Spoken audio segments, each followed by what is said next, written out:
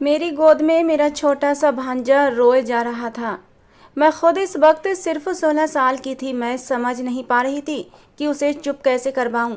वो बस रोए जा रहा था, चुप होने का नाम ही नहीं ले रहा था। उसे गोद में बहलाए बहलाए मैं थक गई थी। मेरी माँ सदमे से अपने कमरे में पड़ी हुई थी। बार बार उन्हें बेहोशी के दौरे पड़ रहे थे। मैं खुद भी एक बहुत बड़े गम से गुजर रही थी, क्योंकि मेरी बड़ी बहन बच्चे की पैदाइश के होते ही दुनिया से चली गई थी। लेकिन जब वो बच्चा चुप न हुआ तो मैं खुद भी रोने लगी, फूट फूट कर रोने लगी। मेरी आवाज़ सुनकर पापा मेरे कमरे में आ गए। मुझे उस बच्चे के साथ रोते देखा तो कहने लगे, नंदिनी क्या हुआ है बेटा, रो क्यों रही हो? मैंने कहा, पापा ये बच्चा चुप ही नहीं हो रहा, मैं इसे कैसे चुप करवाऊं? मेरे पापा ने उस बच्चे को गोद में लिया और ठंडी सांस भरी। कहने लगे, इसने भी तो आते ही अपनी माँ को खोया है, क्या कर सकते हैं। बड़ी मुश्किल से मैंने अपनी माँ को और अपने भांजे को संभाला था।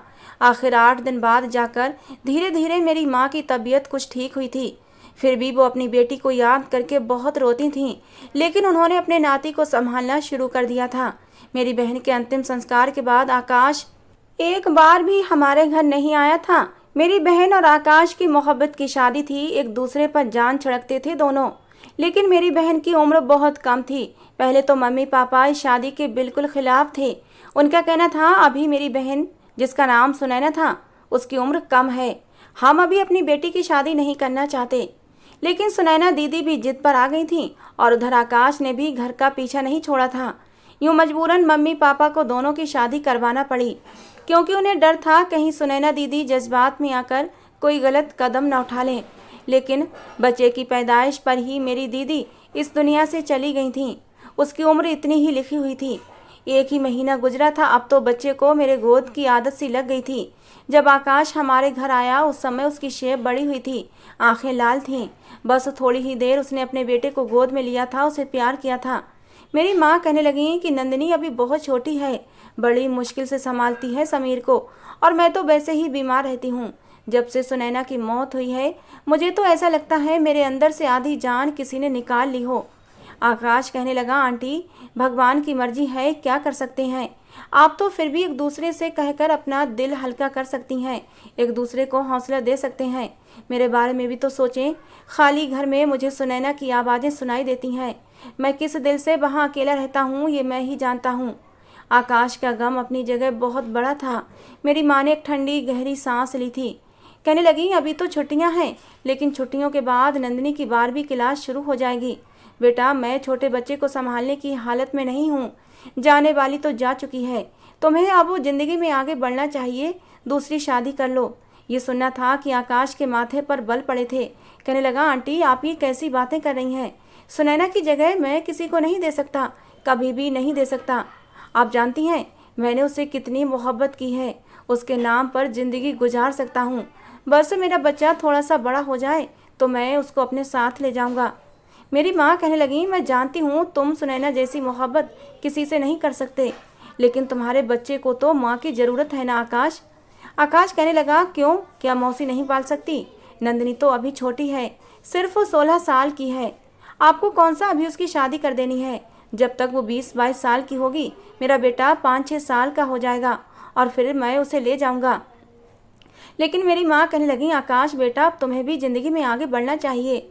अगर तुम्हारा बेटा समीर नंदिनी का आदी हो गया तो किसी दूसरी औरत को सह नहीं पाएगा। जाहिर है आज नहीं तो कल तुम्हें दूसरी शादी तो करना ही होगी, ये ज़िंदगी अकेले नहीं कटेगी। वो कहने लगा, मुझे शादी करनी ही नहीं है, ना अभी और ना फिर कभी। मेरी माँ कहने लगी, फ़िलहाल तुम्हारे दिल में सुनैना का गम ताज़ा है, लेकिन मैं जानती हूँ वक्त के साथ साथ सब कुछ नॉर्मल हो जाएगा। कुछ महीने बाद ही तुम शादी कर लेना, ताकि तुम्हारे बच्चे को उसी लड़की की आदत हो जाए जो तुम्हारी पत्नी हो, वरना बाद में बहुत मुश्किल हो जाएगी। अभी तो समीर छोटा है, जिसकी गोद में डालोगे उसी की गोद की उसकी आदत हो जाएगी, लेकिन बड़ा हो गया तो उसे नई औरत को स्वीकार करने में बहुत परेशानी होगी। मेरी माँ की बात आकाश को बुरी लगी थी। वो फौरन उठकर चला गया और उसके बाद पूरे 4 महीने बाद आया था। समीर 5 महीने का हो चुका था, अब तो मेरे बगैर रहता ही नहीं था। मेरे लिए बड़ी मुश्किल होती थी। कॉलेज से आती तो वो रो रहा होता था, मम्मी उसे बहला बहला कर थक जाती, लेकिन चुप ही नहीं होता। मैं आते ही उसे गोद में भरती तो उसका रोना बंद हो जाता। मेरे साथ ही सोता था, मेरे हाथ से ही खाता था, मुझे अपनी माँ समझता था और मैं भी उसके लिए ऐसे ही जज्बात रखने लगी थी।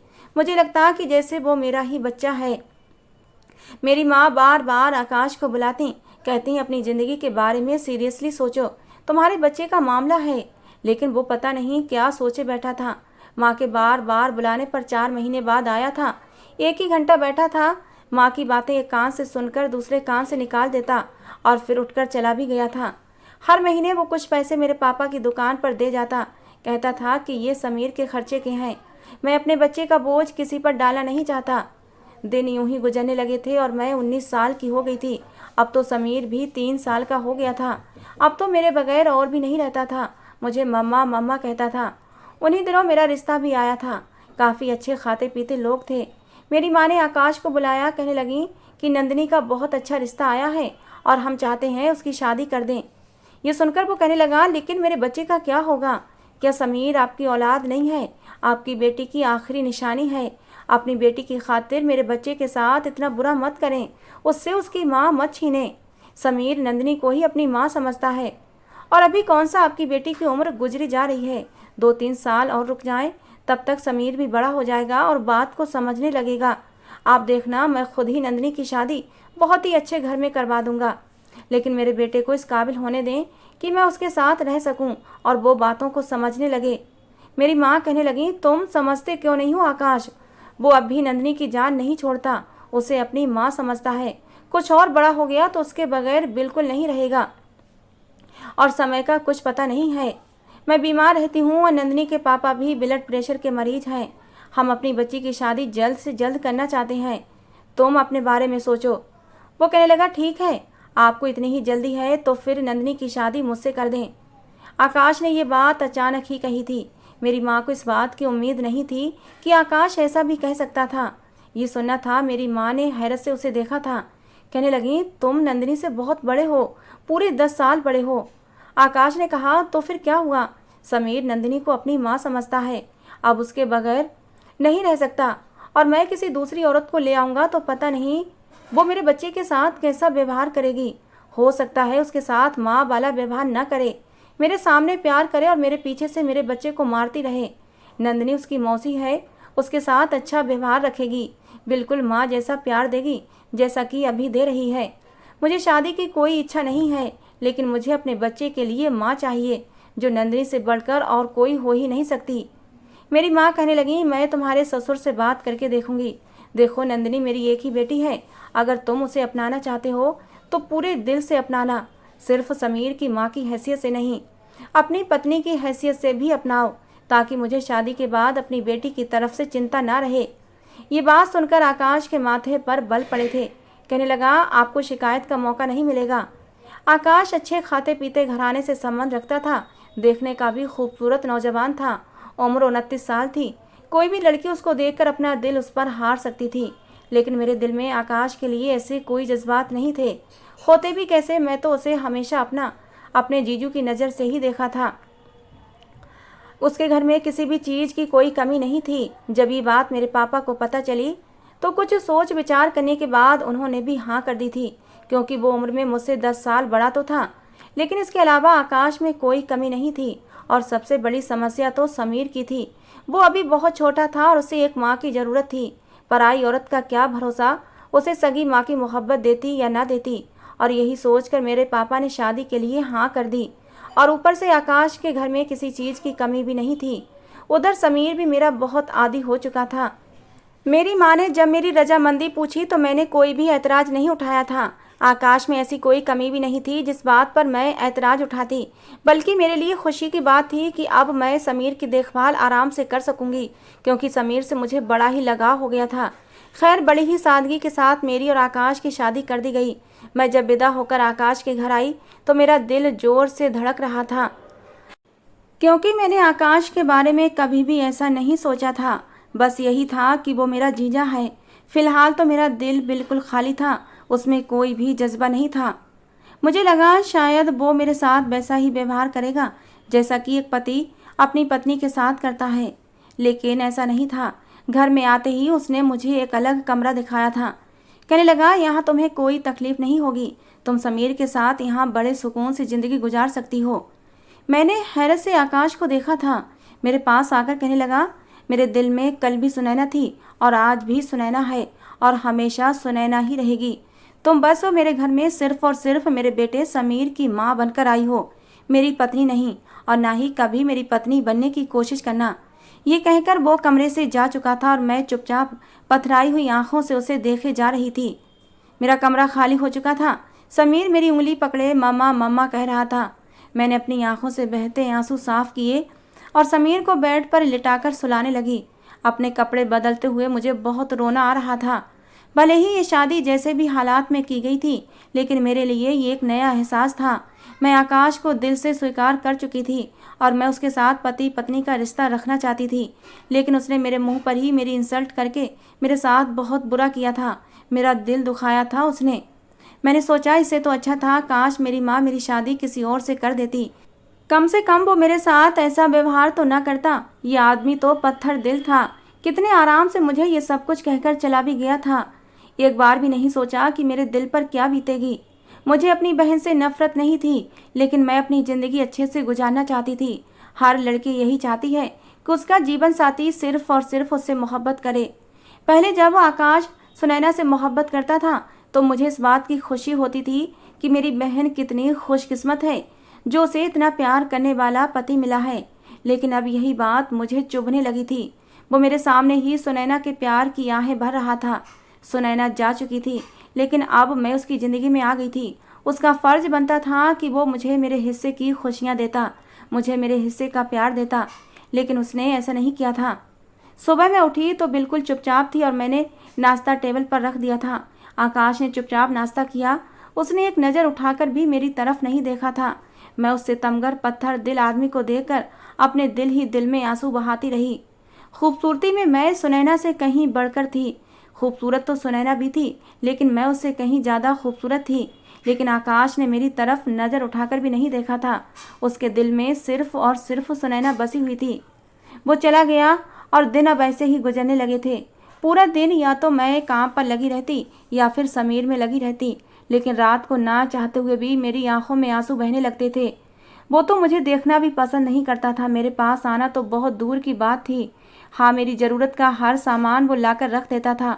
मुझे खाने पीने पहनने ओढ़ने की कोई कमी नहीं थी, लेकिन औरत के लिए यही सब कुछ काफ़ी नहीं होता। उसे पति की मोहब्बत भी चाहिए होती है, जो मुझे मिल नहीं रही थी। एक नेचुरल सी इच्छा होती है जो हर लड़की के अंदर होती है। मैं अपने पति की बाहों में सिमट जाना चाहती थी, जी भरकर उसे प्यार करना चाहती थी। मेरा मन करता वो मुझे प्यार करे, मेरी तारीफ करे। एक बार यूं ही मेरा तैयार होने को जी चाहा। मैंने एक खूबसूरत सी साड़ी पहनी थी, मेकअप भी किया था, अपने बाल खुले छोड़ दिए। इत्तेफाक ऐसा था कि उसी वक्त आकाश भी घर आ गया। मुझे देखकर उसके माथे पर बल पड़े थे। गुस्से से मुझे देखने लगा और बोला, ये क्या पहन रखा है तुमने? इस तरह तैयार होकर मेरा दिल लुभाना चाहती हो? क्या समझती हो? क्या मैं कमज़ोर कैरेक्टर का मालिक हूँ? तुम मेरे सामने सज संवर कर आओगी तो मैं अपने होश खो बैठूंगा, तुम्हारे करीब हो जाऊंगा। तुम्हें शर्म नहीं आती ऐसे हथकंडे इस्तेमाल करते हुए? उसकी बातें सुनकर मुझे अपना आप उसके सामने बहुत छोटा लगने लगा था। मुझे अपनी बहुत ही इंसल्ट महसूस हुई थी। मेरी आंखों में आंसू आ गए थे। मैं तो बस यूं ही तैयार हुई थी। मुझे नहीं पता था वो ऑफिस से जल्दी घर आ जाएगा और इस तरह मुझे जलील कर देगा। मैं कमरे में जाकर कपड़े बदल कर फूट फूट कर रोने लगी। समीर मेरे पास ही मौजूद था। मुझे रोता देखकर मेरे पास आया, मेरी आंखों से आंसू पोंछने लगा। कहने लगा, मामा क्या हुआ है आपको? क्यों रो रही हैं आप? पापा ने आपको डांटा है? मैं तो आपका प्यारा बेटा हूँ ना, छोड़े पापा को। मैं आपको अभी माथे पर प्यार करता हूँ, आप ठीक हो जाओगी। जिस तरह मैं उसे बहलाया करती थी वो भी मुझे बहला रहा था। उसने मेरे माथे पर प्यार किया तो मैंने अपने आंसू साफ किए। रोते हुए मैंने अपना सारा मेकअप बिगाड़ दिया था। मेरी लिपस्टिक पूरे मुंह पर फैल चुकी थी, बाल बिखरे हुए थे और काजल भी गालों तक आ रहा था। मेरे दिल में इस वक्त समीर के लिए जरा भी कोई एहसास नहीं था, बल्कि मुझे उस पर गुस्सा आ रहा था। न जाने क्यों मुझे एकदम से ये महसूस होने लगा कि जैसे अगर मेरी ज़िंदगी में समीर ना होता तो शायद आज मेरे साथ ये सब कुछ ना हुआ होता, क्योंकि समीर की वजह से ही मेरी शादी आकाश के साथ हुई थी, जो कि मैं बिल्कुल नहीं चाहती। समीर ने मेरा ऐसा हुलिया देखा तो अपने छोटे छोटे हाथों से मेरा चेहरा साफ करने लगा। कहने लगा, मम्मा आप तो प्यारी सी भूतनी बन गई हैं। मैं अभी आपका चेहरा साफ करता हूँ, वरना पापा डर जाएंगे और आपसे फिर लड़ेंगे। उसकी बात सुनकर मेरे चेहरे पर मुस्कुराहट फैल गई थी। वो तो मासूम सा बच्चा था, लेकिन उस दिन के बाद से दोबारा मैं कभी तैयार नहीं हुई थी। मैं तो बड़े ही शरारती टाइप की लड़की हुआ करती थी। बहुत दिल चाहता था कि बोलूं, हंसूं, खेलूं, तैयार होऊं, मेकअप करूं और खूब रंग बिरंगे कपड़े पहनूं। लेकिन उस दिन के बाद से दोबारा सिर्फ एक बार ही मेरा दिल ये सब करने को नहीं चाहा था। मैं अब 20 साल की हो चुकी थी। उस दिन भी मेरी सालगिरह थी और पता नहीं उस दिन मेरे दिल में क्या आई कि मैंने अपनी पसंद का लाल रंग का एक फ्रॉक पहना था, बाल भी खुले छोड़ दिए। अभी दिन का समय था और अभी आकाश के आने का समय नहीं था। हल्का फुल्का मेकअप भी मैंने अपने चेहरे पर कर लिया था। समीर मेरे पास ही मौजूद था। अब तो उसकी स्कूल जाने की भी उम्र हो चुकी थी। कभी कभी जब मैं बहुत ज़्यादा बेचैन होती तो मेरे दिल में समीर के लिए गुस्सा आने लगता था, लेकिन अगले ही पल मैं अपने इस एहसास को झटक दिया करती थी कि ये तो मेरा भांजा है, मुझे मम्मा मम्मा कहता है। मैं बिल्कुल अपनी औलाद की तरह उसकी मोहब्बत करती थी। उसके व्यवहार की सज़ा मैं समीर को क्यों दूँ? उस दिन मैं तैयार बैठी थी जब समीर ने मोबाइल में मेरी तस्वीर बनाकर आकाश के नंबर पर भेज दी। मैं इन सब बातों से बिल्कुल अनजान थी। बहुत समय के बाद मेरा शाही पनीर खाने का दिल कर रहा था। मैं उठकर किचन में चली गई और शाही पनीर बनाने लगी। हम दोनों माँ बेटा बैठकर अभी खाना ही खा रहे थे कि तभी गुस्से से आकाश घर में दाखिल हुआ था। मुझे इतना तैयार देखकर अगले ही पल अपना मोबाइल मेरे सामने पटक दिया। कहने लगा, ये सब कुछ क्या है? तुम्हें शर्म नहीं आती? मैं वहाँ मीटिंग में बिजी हूँ और तुम मुझे बार बार अपनी तस्वीर भेज रही हो। मैंने कितनी बार तुम्हें समझाया है कि मेरे सामने इस तरह की हरकतें मत किया करो। तुम्हारी मेरी नज़र में कोई भी अहमियत नहीं है। तुम सिर्फ और सिर्फ मेरे बच्चे की माँ हो। मैं तो बस हक्का बक्का उसका चेहरा देखती रही, क्योंकि मुझे तो कुछ पता ही नहीं था। अगले ही पल उसने मेरा मुंह दबाकर मुझे जोर से झटक दिया था। मेरे हाथों में सुर्ख रंग की कांच की चूड़ियाँ थीं, जो मैंने बड़े ही दिल से अपने ड्रेस के साथ मैचिंग करके पहनी थीं। अगले ही पल उसने मेरा हाथ टेबल पर मारा था। पूरी जोर से टेबल पर हाथ लगने से चूड़ियाँ टूट कर इधर उधर बिखर गई थीं। समीर तो डर कर पीछे छुप गया था। कांच मेरी कलाइयों में चुभ चुका था और मैं बस सिसकारी भरकर रह गई थी। मुझे तो पता ही नहीं चला कि कौन सी तस्वीर आकाश के नंबर पर भेजी गई थी। वो तो समीर था जो अपनी नादानी में मेरी तस्वीर उसने अपने पापा के नंबर पर सेंड कर दी थी और आकाश के गुस्से का निशाना मैं बनी थी। शायद तैयार होना, अपनी मन मर्जी के कपड़े पहनना, अपनी पसंद का खाना खाना, सब कुछ मुझ पर हराम हो चुका था। मैं अपने कमरे में बंद होकर कितनी ही देर तक अपने जज्बात और अपने अरमानों का गला घोंट कर रोती रही। मेरी आंखों से आंसू बह रहे थे। उस रात एक पल के लिए भी मेरी आंखें बंद नहीं हुई थीं। समीर दरवाज़ा बजाता रहा, लेकिन मैंने दरवाज़ा नहीं खोला। वो अपने बाप के पास ही सो गया था। अगली सुबह जब मैं कमरे से बाहर निकली तो मेरा व्यवहार बिल्कुल बदल चुका था। आकाश मुझे पलट कर देख रहा था। उसे लगा शायद मैं कुछ बोलूँगी, कुछ शिकायत करूँगी या समीर के साथ गलत व्यवहार करूँगी ताकि उसे मुझे डांटने का फिर से मौका मिल जाए। लेकिन मैं एकदम से चुप थी। दिमाग में सिर्फ यही बात थी कि मैं सिर्फ और सिर्फ समीर की माँ हूँ और मेरा यहाँ कोई दूसरा काम नहीं था। मेरा काम यहाँ सिर्फ समीर का ख्याल रखना और अपने पति की ज़रूरतों को पूरा करना था। मैंने अपना मन तो कब का मार लिया था। सारी मोहब्बत, सारे जज्बात, सारे सपने जो मेरी उम्र की लड़कियां देखती हैं, मैंने देखना छोड़ दिए थे। बड़े प्यार से मैंने समीर को नाश्ता करवाया था। उसके बाद उसे स्कूल छोड़ा, घर के सारे कामकाज किए थे। मेरे जितने भी नए सूट थे, कीमती महंगे जोड़े जो मुझे मेरी माँ ने लेकर दिए थे, मैंने उस सबको आग लगा दी थी। मैंने खुद पर अब ध्यान देना छोड़ दिया था। कितने कितने दिन तक मैं कंघी भी ना करती थी। खैर, मैं समीर के साथ साथ आकाश की हर जिम्मेदारी निभाती थी। मैंने अब आकाश को बोलना ही छोड़ दिया था। कभी ज़रूरत होती तो बोल देती, वरना अपने कामों में ही लगी रहती। मुझे यूँ चुपचाप कामों में लगा देखकर अब शायद आकाश को भी एहसास होने लगा था। कभी कभी वो मुझसे बात करने की कोशिश करता, लेकिन मैं बस हूँ हाँ में जवाब दे देती। फिर उसकी हिम्मत ही नहीं होती थी मुझसे बात करने की। लेकिन अब मुझे इन सब बातों से ज़रा भी फ़र्क नहीं पड़ता था। मेरे जज्बात तो कब के ख़त्म हो चुके थे। समीर स्कूल जाने लगा था, पढ़ाई में भी बहुत अच्छा था। अब तो जो टाइम बचता मैं उसे पढ़ाने में बिजी हो जाया करती थी। ना ही मुझे अपनी खूबसूरती को बनाए रखने का शौक़ था और ना ही सजने संवरने का। चूड़ियाँ क्या होती हैं ये तो मैं भूल ही चुकी थी। कोई भी फंक्शन हो, कोई भी त्यौहार हो, मैंने कभी सज संवर कर नहीं जाना था। इस बार जब दिवाली आई तो शायद आकाश नोट कर चुका था। वो जब समीर को मॉल लेकर गया तो मुझे भी चलने के लिए कहने लगा, लेकिन मैंने काम का बहाना बनाकर मना कर दिया। जब वो समीर के साथ वापस आया तो बड़ा ही खुश था। मेरे पास आया और एक खाकी कागज़ मेरी तरफ बढ़ा दिया।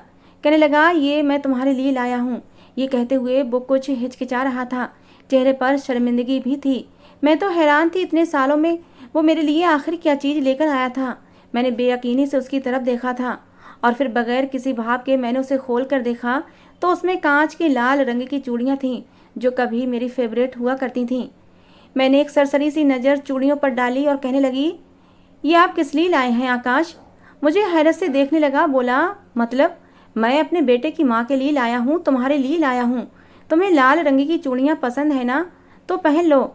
मैं तो जितना हैरान होती उतना ही कम था। नज़र उठाकर जो उसकी आंखों में देखा तो एक पल को मुझे उसकी आंखों में अजीब सी कशिश महसूस हुई थी। कुछ ऐसा जरूर था जिसने मुझे नज़रें चुराने पर मजबूर कर दिया था। शायद उसे इतने सालों में एहसास हो चुका था कि मैं उसकी पत्नी हूँ। उसकी पहली पत्नी तो मर चुकी थी, लेकिन उसकी ज़िंदगी में एक दूसरी औरत भी थी। यही वजह थी उसके घर में हम एक जायज़ रिश्ते में होने के बावजूद भी एक दूसरे से दूर थे, क्योंकि वो सुनैना को अभी तक भूला नहीं था। लेकिन शायद अब उसके दिल में मेरे लिए मोहब्बत जगने लगी थी। मैंने वो चूड़ियाँ लेकर वहीं सेल्फ पर रख दी और कहा कि अभी मैं काम कर रही हूँ, आपका बहुत बहुत धन्यवाद। इतना कहने के बाद मैं वहाँ से जा चुकी थी, लेकिन मुझे अब इन चीज़ों से कोई फ़र्क नहीं पड़ता था। दिवाली आई तो सभी तैयार थे, मैं घर के कामों में ही लगी रही। मेरे माँ बाप भी वहीं आ चुके थे, बाकी खानदान से भी लोग हमारे यहाँ पर मिठाई देने आए हुए थे। सब लोग मुझसे कह रहे थे कि तुम्हारे उम्र की लड़कियां तो दो दो बच्चों की माँ बन गई हैं और आज भी पूरी तरह तैयार रहती हैं, हाथों में चूड़ियाँ पहनती हैं, खूब मेकअप करती हैं, अपने आप को खूब सजा बनाकर रखती हैं। लेकिन तुम तो कैसी उजड़ी हुई हालत में रहती हो। आकाश ने मुझ पर ध्यान दिया तो मेरे पास चला आया।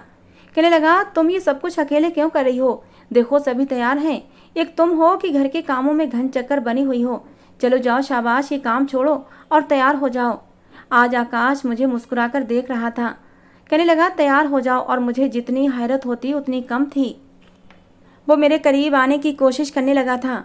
मैंने कहा, आपको याद आ गया इतने सालों में? मैं तो न जाने कब से इसी हाल में रहती चली आ रही हूँ। साल में न जाने कितने त्यौहार आते हैं, लेकिन मैंने कभी नए कपड़े नहीं पहने। इससे पहले तो आपने कभी ध्यान नहीं दिया। आज आपको क्यों एहसास हो रहा है? मेरे सवाल पर वो लाजवाब हो चुका था। मेरी माँ ने भी मेरा हाथ पकड़कर कहा, मेहंदी क्यों नहीं लगाई तुमने, और ना ही नए कपड़े पहने हैं और ना ज्वेलरी पहनी है। तुम्हारे पास तो सोने की ज्वेलरी भी पड़ी हुई है, सुनैना के हिस्से की भी तुम्हारे पास है। तुम्हारे पास किसी चीज़ की कोई कमी नहीं है, फिर इस तरह उजड़े होलिये में क्यों घूम रही हो? लेकिन मैं बस एक फीकी सी मुस्कुराहट अपने चेहरे पर सजा पाई थी। कहीं ना कहीं उसको अपनी गलती का एहसास हो चुका था। उस दिन जब समीर सो चुका था तो मैं यूं ही अपने ख्यालों में गुम कमरे में बैठी हुई थी कि तभी आकाश कमरे में आया था। उसको अपने कमरे में देखकर मैं थोड़ी सी हैरान हुई थी, क्योंकि रात के समय पहली बार था जब वो इतने सालों में मेरे कमरे में आया था। वो मेरे सामने बैठ गया, मेरा हाथ पकड़कर मुझसे बातें करने लगा, लेकिन मैंने अपना हाथ छुड़ा लिया। कहने लगा, देखो नंदिनी, मैंने तुम्हारे साथ बहुत गलत व्यवहार रखा है। मैं जानता हूँ सुनैना की मोहब्बत में मैं बिल्कुल अंधा हो चुका था, लेकिन ये बात तुम भी जानती हो कि सुनैना मेरी ज़िंदगी में क्या अहमियत रखती थी। हम दोनों एक दूसरे पर जान लुटाते थे। फिर उसको मुझे छोड़कर चले जाना मेरे दिल और दिमाग पर गहरा असर डाल चुका था। मैं तो बिल्कुल भी उसके लिए दीवाना सा हो गया था, जिसके खातिर मैंने तुम्हारा हक भी भुला दिया था। लेकिन अब समय के साथ साथ मुझे एहसास हो चुका है कि ज्यादती तो मैंने तुम्हारे साथ भी बहुत की है। तुमने मेरे बेटे को बिल्कुल अपनी औलाद की तरह पाला है। अपनी खुशियाँ, अपना सब कुछ मेरे बेटे के लिए कुर्बान कर दिया। छोटी सी उम्र में ही तुमने उसे माँ का प्यार दिया है, और फिर जब यहाँ आई तो जाहिर सी बात है मैं तुम्हारा पति था। तो मुझे पति पत्नी जैसा तो नहीं, हाँ दोस्ताना व्यवहार तो डिजर्व करती ही थी, लेकिन उसके बावजूद मैंने तुम्हारे साथ सख्ती बरती। मेरी कलाई पर अभी भी उन टूटी हुई चूड़ियों के निशान मौजूद थे। वो मेरे निशानों को अपनी उंगली से छूकर कहने लगा कि मैंने तुम्हारे साथ रिश्ता आगे बढ़ाना चाहता हूँ। इतना समय तो मैं सुनैना के साथ भी नहीं गुजारा था जितना वक्त मैंने तुम्हारे साथ गुजारा है।